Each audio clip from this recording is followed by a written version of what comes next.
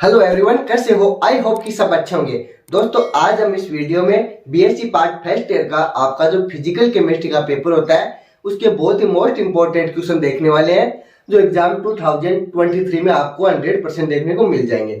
Friends, बता दूं, मैंने आपके इससे पहले वाली वीडियो तक आपके ऑर्गेनिक और इनऑर्गेनिक केमिस्ट्री के भी मोस्ट इंपॉर्टेंट क्वेश्चंस अपलोड कर दिए हैं, सो आप जाके वो भी देख सकते हो। देखो फ्रेंड्स, बता दूं, मैंने लास्ट ईयर आपके जैसे कि फर्स्ट ईयर, सेकेंड ईयर और फाइनल ईयर तीनों के ही मोस्ट क्वेश्चंस प्रोवाइड करवाए थे।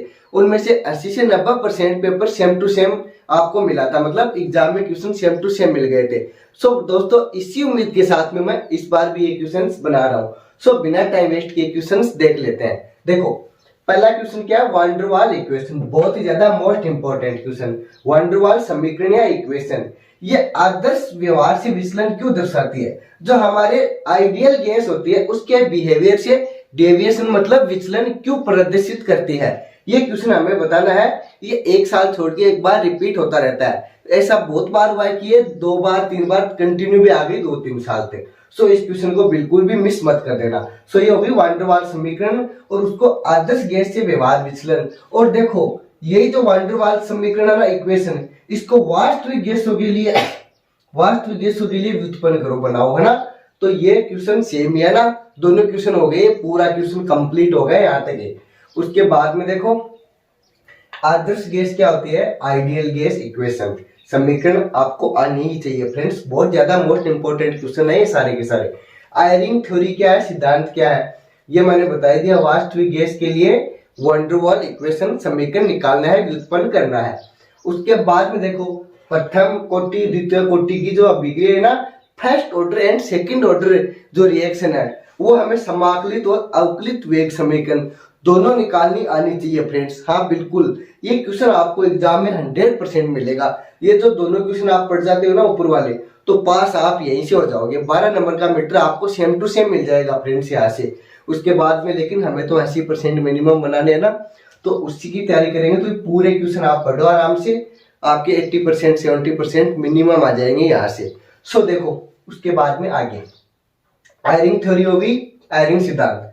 उसके बाद ये क्या है? मैक्सवेल का आणविक वेगों का वितरण नियम, क्या बोलते हैं इसको इंग्लिश में? Maxwell Boltzmann velocity distribution derivation. So friends, ये क्वेश्चन भी आपको बार बार रिपीट होता हुआ मिल जाता है। सो इसको भी आप निकालना मत भूलना। द्रव्य की ताप या प्रसार गुणांक आप 11th क्लास में भी पढ़ते आ रहे हो ना, ये फ्लूइड थर्मल एक्सपेंशन कोफिशिएंट, ये आपको आना चाहिए फ्रेंड्स, ये निकालना है। ये फिजिकल केमिस्ट्री में ज्यादातर क्या है, न्यूमेरिकल टाइप के क्वेश्चन होते हैं। उसके बाद में देखो, एक जो इसका फर्स्ट क्वेश्चन आता है ना, वो मैं आपको हमारे टेलीग्राम ग्रुप पे अलग से प्रोवाइड करवाऊंगा। उसमें आपको अलग अलग पूछता है, जैसे प्रोबेबिलिटी का पूछ लिया कोई क्वेश्चन, वो जो आप 10th क्लास और 9th क्लास में पढ़ते थे ना एक क्वेश्चन, उस टाइप का भी आता है उसमें, कि जैसे बैग में हाथ डाला कौन सी गेंद निकलेगी, ऐसा कुछ एक क्वेश्चन आता है। तो उस टाइप के क्वेश्चन भी मैं आपको प्रोवाइड करवा दूंगा। और एक उसमें वो आता है लॉग वाला, 2 log 5/6 प्लस 2 log 3/6 इक्वल में कुछ और दिया हुआ होता है ना, 0 या कुछ, उसको प्रूव करने वाला। वो क्वेश्चन मैं आपको हमारे टेलीग्राम ग्रुप पे प्रोवाइड करवा दूंगा, या जो व्हाट्सएप नंबर दिखाई दे रहे हैं इन पे आपको, ठीक है। उसके बाद में देखो फ्रेंड्स, ध्रुव क्रिस्टल क्या है? लिक्विड क्रिस्टल प्रायिकता मोस्ट प्रोबेबल, है ना। ये क्वेश्चन आपको मिल जाएंगे, यही बता रहा था मैं। इसके न्यूमेरिकल भी आते हैं। वर्ग मध्य मूल क्या होता है? रूट मीन स्क्वायर, या आप 10th क्लास में पढ़ते हो वैसे ना, माध्य वगैरह, ये 14 की जो आपका चैप्टर है ना उसमें। औसत वेग क्या है? एवरेज वेलोसिटी क्या है? ये जनरली आपकी 11th क्लास में आता है। मैथ्स वाले और फिजिक्स वाले तो इसको बहुत इजीली कर देते हैं ना।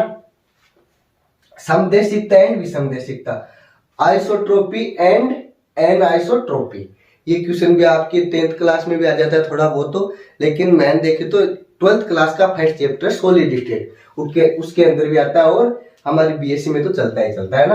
क्रिस्टलियर है, क्रिस्टलियर उसमें वो एक कोष्टिका, यूनिट सेल वगैरह हो गई, एफसीसी, बीसीसी, वो सारी छोटी छोटी डेफिनेशन है, वो आप सारी देखना है ना।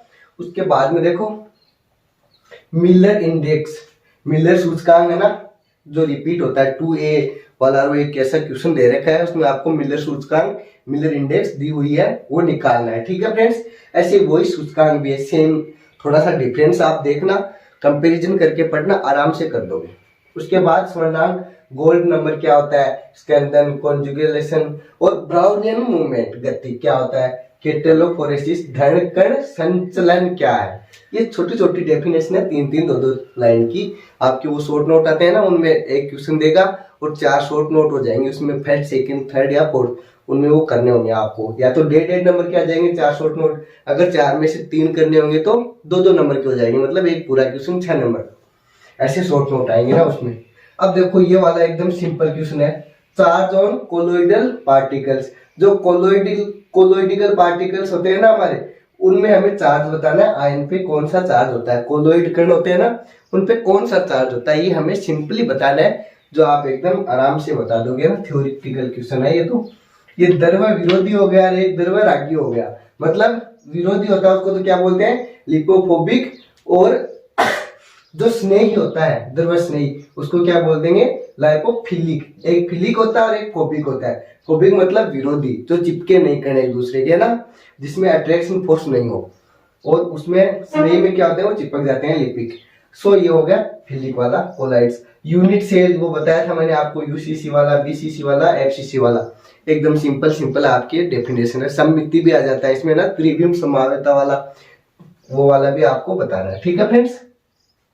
ब्रेग इक्वेशन, ब्रेग समीकरण बहुत ही मोस्ट क्वेश्चन है फ्रेंड्स, एग्जाम में मिल जाएगा। अगर लास्ट ईयर नहीं आया हुआ है तो ये क्वेश्चन आपको डेफिनेटली मिल जाएगा, रिपीट होता है बहुत बार।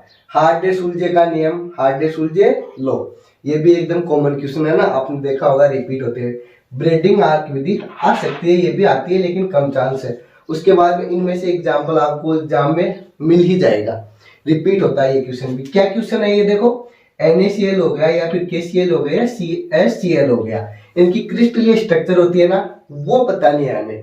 जैसे ये घन बनाएंगे, उसके ऊपर वो सारी जो कण है इसके पार्टिकल्स हैं उनको रख देंगे, 1/8 होता है क्या उसमें NaCl के, Na प्लस और Cl माइनस, तो Na कहाँ पे प्रेजेंट होता है वो सारा निकालना आपको उसका, ठीक है फ्रेंड्स। अंतराफलक कोणों की स्थिरता का नियम, बहुत ही मोस्ट इंपॉर्टेंट क्वेश्चन। ये कुछ क्वेश्चन है जो मैंने हिंदी में ही रख दिए हैं, रीजन उसका ये है कि बोर्ड पे जगह कम थी, तो आप क्या करोगे, गूगल पे जाके ट्रांसलेट करना, जैसे कि अंतराफलक कोणों की स्थिरता का नियम, इसको कॉपी पेस्ट करोगे लिख के, तो इंग्लिश टू हिंदी कर देना है, हिंदी टू इंग्लिश कर देना, अगर कोई क्वेश्चन समझ में नहीं आ रहा तो वो आपको इजीली दिखा देगा। सो देखो आगे देखो, परिमेय घातांक नियम हो गया, ये सममिति तल, अक्ष एंड केंद्र, ये जो सममिति वाला था ना, सिमेट्री वाला, वो है एक्सिस वाला, सेंटर वाला, एकदम इजीली आप देखो मिल जाएगा बुक में। अब देखो अभिक्रिया वेगों का टक्कर सिद्धांत, जो आपने कोलिजन थ्योरी है ना, रिएक्शन वेलोसिटी वाली में, तो उसमें कोलिजन थ्योरी बहुत ही इंपॉर्टेंट है। सो ये क्वेश्चन भी मिल जाएगा। अनुसंख्यता अभिक्रिया वेग में अंतर बताना है ना, डिफरेंस बताना है हमें इसके अंदर भी। और ये देखो अभिक्रिया कोटि निर्धारण की विधियां, ये जो आपके अर्धायुकाल विधि हो गई, वो विधियां है ना वो वाली, शायद 2 विधि है ना, वो करना है इसमें आपको। 2 विधियां कौन कौन सी हैं आप कमेंट करके भी मुझे बता सकते हो फ्रेंड्स, ठीक है।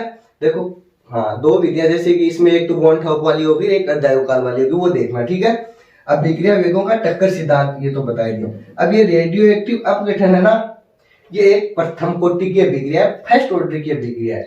रेडियो एक्टिव वाली अभिक्रिया है ना, वो फर्स्ट ऑर्डर की है, ये हमें सिद्ध करना, प्रूव करना, बताना कैसे है। ये संक्रमण अवस्था सिद्धांत हो गया ना, ट्रांजिशन वाला, और वेग स्थिरांक, और ए का मतलब संक्रमण ऊर्जा। सो फ्रेंड्स ये कुछ क्वेश्चन थे, संकीर्ण ऊर्जा sorry activation energy. So friends ये कुछ मोस्ट इंपोर्टेंट क्वेश्चंस थे, तो डेफिनेटली आपको एग्जाम में देखने को मिलेंगे। और हाँ 70% तो मैं मान के चल रहा हूँ कि इतना आपको एग्जाम में मिल जाएगा इनमें से। सो फ्रेंड्स इनकी PDF आपको हमारे टेलीग्राम ग्रुप पे मिल जाएगी,